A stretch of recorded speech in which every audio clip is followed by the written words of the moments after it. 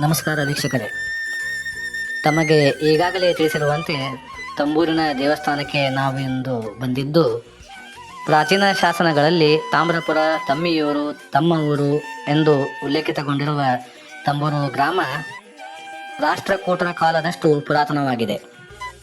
ಇತಿಹಾಸಕಾರರ ಪ್ರಕಾರ ಹಲಸಿಗೆ ಪ್ರಾಂತ್ಯಕ್ಕೆ ಸೇರಿದ ತಂಬೂರು ಗ್ರಾಮ ಆಡಳಿತ ಕೇಂದ್ರವಾಗಿತ್ತು ಎನ್ನಲಾಗುತ್ತದೆ.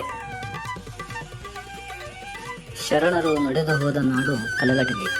ಕಲಘಟಗಿ ತಾಲೂಕಿನಲ್ಲಿ ಹಲವಾರು ಐತಿಹಾಸಿಕ ಸ್ಮಾರಕಗಳಿದ್ದರೂ ಬೆಳಕಿಗೆ ಬಂದಿಲ್ಲ. ಕಲಘಟಗಿ ತಾಲೂಕಿನ ತಂಬೂರು ಗ್ರಾಮ ಪಟ್ಟಣದಿಂದ 12 ಕಿಲೋಮೀಟರ್ ದೂರದಲ್ಲಿದೆ.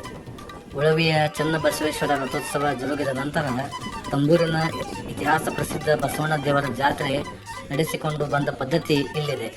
ತಾಲೂಕಿನ ದೊಡ್ಡ ಜಾತ್ರೆಗಳಲ್ಲಿ ತಂಬೂರು ಬಸವಣ್ಣನ ಜಾತ್ರೆಗೆ ಅಗ್ರಸ್ಥಾನವಿದೆ. ತಾವೀಗ ನೋಡುತ್ತಿರುವುದು ತಂಬೂರು ಬಸವಣ್ಣ ದೇವಾಲಯ. ತಂಬೂರು ಗ್ರಾಮದಲ್ಲಿರುವ ಗುಡಿಗಳಲ್ಲಿ ಪ್ರಾಚೀನವಾದ ಬಸವಣ್ಣ ಗುಡಿಯ ಪುನರ್ರಚನೆಯನ್ನು ಈಗಾಗಲೇ ಕೇಂದ್ರ ಪುರಾತತ್ವ ಇಲಾಖೆ ಮಾಡಿದೆ. ಬಸವಣ್ಣ ದೇವಾಲಯದ ಗರ್ಭಗೃಹ, ಅರ್ಧ ಮಂಟಪ, ನವರಂಗ ಹಾಗೂ ನಂದಿ ಮಂಟಪವನ್ನು ಹೊಂದಿರುವ ಈ ಗುಡಿಯ ಗರ್ಭಗೃಹದ ಬಾಗಿಲವಾಡವು ಸರಳವಾಗಿದೆ. ಲಲಾಟದಲ್ಲಿ ಗಜಲಕ್ಷ್ಮಿ, ಕಪೋತದಲ್ಲಿ ಪಂಚಶಿಖರವಿದ್ದು ಬ್ರಹ್ಮ, ಗಣಪತಿ, ನಟರಾಜ, ಸೂರ್ಯ ಮತ್ತು ವಿಷ್ಣುವಿನ ಕೆತ್ತನೆಯನ್ನು ಹೊಂದಿದೆ. ಗರ್ಭಗೃಹದಲ್ಲಿ ಶಿವಲಿಂಗವಿದ್ದು ಹಿಂಬದಿಯಲ್ಲಿ ಕಿರುಗಾತ್ರದ ಸೂರ್ಯ, ವಿಷ್ಣು, ಉಮಾಮಹೇಶ್ವರ, ಗಣಪತಿ, ಭೈರವ ಶಿಲ್ಪಗಳಿವೆ. ನವರಂಗದಲ್ಲಿ ಕಲ್ಯಾಣದ ಚಾಲುಕ್ಯರ ಕಾಲದ ಸ್ತಂಭಗಳಿದ್ದು ನುಣುಪಾಗಿ ಮಿನುಗುತ್ತವೆ. ನವರಂಗದಲ್ಲಿ ದ್ವಾರದ ಎದುರೇ ಮಹಿಷಮರ್ದಿನಿಯ ಸುಂದರ ಶಿಲ್ಪವಿದೆ. ಈ ದೇವಾಲಯವು ದ್ರಾವಿಡ ಶಿಖರವನ್ನು ಹೊತ್ತು ನಿಂತಿದೆ. ದೇವಾಲಯ ಆವರಣದಲ್ಲಿ ಗಣಪತಿ ಮತ್ತು ಸಪ್ತಮಾತೃಕ ವಿಗ್ರಹಗಳಿವೆ. ತಂಬೂರು ಗ್ರಾಮದ ಪರಿಸರದಿಂದ ಇಲ್ಲಿಯವರೆಗೆ 15 ಶಾಸನಗಳು ವರದಿಯಾಗಿವೆ.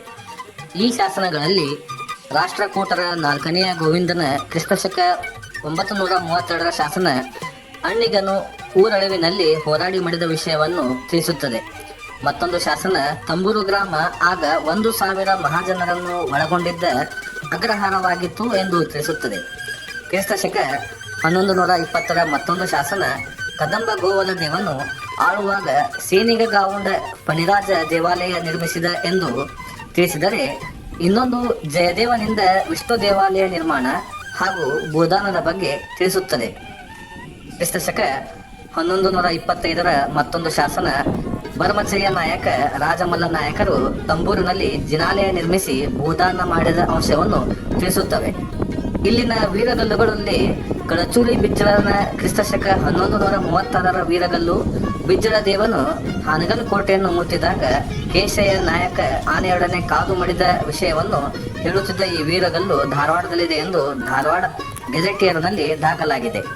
ಕ್ರಿಸ್ತಶಕ 1124ರ ಶಾಸನವು ಬರ್ಮನು ಬೋಧನ ಮಾಡಿದ ವಿಷಯ ತಿಳಿಸಿದರೆ, 1140ರ ಶಾಸನವು ಪದ್ಮಾವತಿ ದಾನ ಕೊಟ್ಟ ಶಾಸನ ವಿಷಯ ತಿಳಿಸುತ್ತದೆ.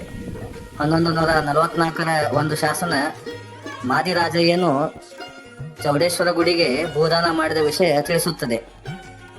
ಶಾಸನಗಳಲ್ಲಿ ಹೇಳಲಾಗಿರುವ ದೇವಾಲಯಗಳಲ್ಲಿ ಹೆಚ್ಚಿನವು ಇಂದು ಹಾಳಾಗಿದ್ದು, ಉಳಿದ ಗುಡಿಗಳನ್ನು ಖಚಿತವಾಗಿ ಗುರುತಿಸಲು ಬಾರದ ಸ್ಥಿತಿಯಲ್ಲಿವೆ.